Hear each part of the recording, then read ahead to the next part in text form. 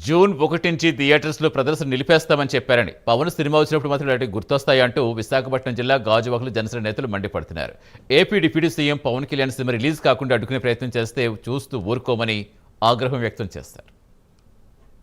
రాష్ట్ర ఉప ముఖ్యమంత్రి వర్యులు పవన్ కళ్యాణ్ గారి సినిమా రిలీజ్ సందర్భంగా కొంతమంది డిస్ట్రిబ్యూటర్లు థియేటర్లు బంద్ చేస్తున్నామని చెప్పి పిలుపు ఇవ్వడం చాలా దుర్మార్గమైన చర్య.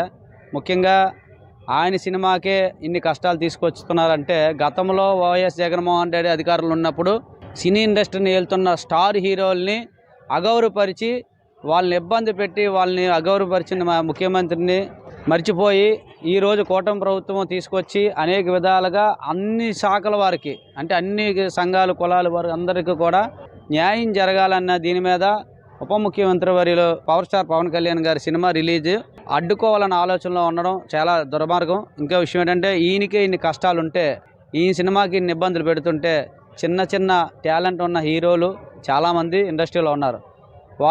వాళ్ళ శక్తి మించి సినిమాని ద్వారా ప్రజలకు ఏదో మెసేజ్ ఇవ్వాలన్న టాలెంట్ ఉన్న యువ హీరోలు చాలామంది ఉన్నారు. వాళ్ళంటి హీరోలను కూడా తొక్కడం, ఇలాంటి వాళ్ళకి ఇన్ని కష్టాలు ఉంటాయి అలాంటి వారికి ఎన్ని కష్టాలు ఉంటాయో మీరు